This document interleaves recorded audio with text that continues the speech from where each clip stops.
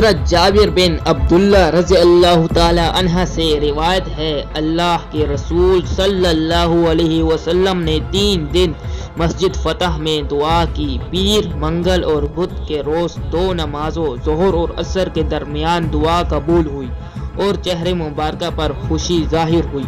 حضرت جابر رضی اللہ تعالی عنہ فرماتے ہیں، مجھے جب بھی کوئی مشکل پیش آئی میں نے اس ساعت میں بدھ کے روز ظہر اور عصر کے درمیان دعا کی اور وہ قبول ہوئی۔